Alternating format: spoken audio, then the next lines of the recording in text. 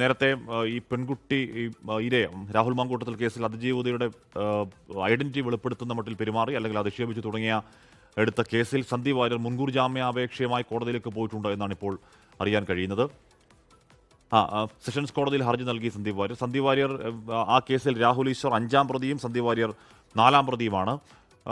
സന്ദീപ് വാര്യർ ഈ പെൺകുട്ടിയുടെ വിവാഹത്തിൽ പങ്കെടുത്തിരുന്നുവെന്നും ആ പങ്കെടുത്ത ചിത്രം അന്ന് കല്യാണ സമയത്ത് പങ്കെടുത്തപ്പോൾ അദ്ദേഹത്തിൻ്റെ ഫേസ്ബുക്കിൽ സന്ദീപ് വാര്യർ ഇട്ടിരുന്നു. അത് രാഹുൽ ഈശ്വർ ചോദിക്കുന്നു, അത് സന്ദീപ് വാര്യർ സമ്മതിക്കുന്നു. അങ്ങനെ പെൺകുട്ടിയുടെ പേര് പുറം ലോകത്തെ അല്ലെങ്കിൽ ആ ചിത്രം പുറം ലോകത്തേക്ക് എത്തിച്ചു. അത് പിന്നെ ഈ സൈബർ വെട്ടുകൾ കൂട്ടം ഒരുപാട് എടുത്തു, അല്ലാതെ ഷെയർ ചെയ്ത് വൃത്തിയോടൊക്കെ പറഞ്ഞു എന്നൊക്കെയുള്ള ഒരു പശ്ചാത്തലം അതിലുണ്ട്.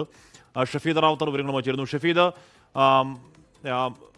രാഹുൽ ഈശ്വർ അതിൽ 5ാം പ്രതി മാത്രമേ ഉള്ളൂ, 4ാം പ്രതിയാണ്. അപ്പോൾ രാഹുൽ ഈശ്വറിനേക്കാൾ കുറ്റം ചെയ്ത ആൾ സന്ദീപ് എന്നുള്ളതുകൊണ്ടാകുമല്ലോ പ്രതിപട്ടികയിൽ ഒരു സ്ഥാനം മുന്നിൽ. എന്താണ് ജാമ്യ ഹർജിയിൽ സന്ദീപ് പറയുന്നത്?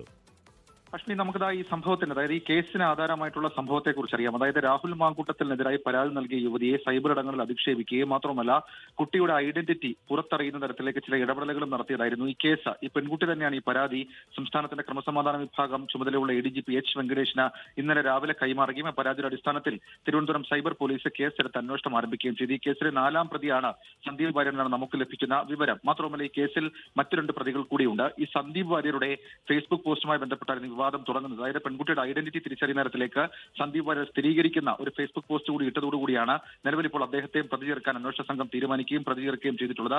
ഇതിന്റെ അടിസ്ഥാനത്തിൽ സന്ദീപ് വാര്യർ ഇപ്പോൾ തിരുവനന്തപുരം സെഷൻസ് കോടതിയിൽ മുൻകൂർ ജാമ്യം തേടിയിട്ടുണ്ട്. പെൺകുട്ടിയുടെ ഐഡന്റിറ്റി മനഃപൂർവ്വമോ ബോധപൂർവ്വമോ വെളിപ്പെടുത്തിയിട്ടില്ല എന്നൊക്കെയുള്ള കാര്യങ്ങളാണ് അദ്ദേഹം ഈ മുൻകൂർ ജാമ്യ ഹർജിയിൽ പറഞ്ഞിരിക്കുന്നത്. ഏതായാലും എന്താണ് ഇനി കോടതി ഈ ജാമ്യ ഹർജി എങ്ങനെ, മുൻകൂർ ജാമ്യ ഹർജി എങ്ങനെ കാണും എന്നുള്ള കാര്യം ഇപ്പോഴും നമുക്കറിയില്ല. ഈ കേസിൽ സമാനമായ ഈ കേസിൽ 5ാം പ്രതിയായിട്ടുള്ള രാഹുൽ ഈശ്വറിനെ കഴിഞ്ഞ ദിവസം അറസ്റ്റ് ചെയ്യുകയും നോൺ ബെയിലബിൾ അടക്കമുള്ള ഒഫൻസുകൾ ചുമത്തുകയും ചെയ്തിരുന്നു. അതിന് പിന്നാലെ രാഹുൽ ഈശ്വറിന്റെ പൗടിക്കോണത്തെ വീട്ടിൽ ഇപ്പോൾ തെളിവെടുപ്പ് നടക്കുന്നതിനിടെയാണ് സന്ദീപ് വാര്യർ മുൻകൂർ ജാമ്യം തേടി കോടതിയെ സമീപിച്ചിട്ടുള്ളത്. ഹാഷ്മി, ലോകത്തെവിടെയായാലും ഏത് സമയത്തും 24 വാർത്തകളും ഓഗ്മെന്റഡ് റിയാലിറ്റി പാക്കേജുകളും എക്സ്പ്ലെയിനറുകളും വിശദമായി കാണാൻ ഞങ്ങളുടെ യൂട്യൂബ് ചാനൽ നിങ്ങൾക്ക് സബ്സ്ക്രൈബ് ചെയ്യാം.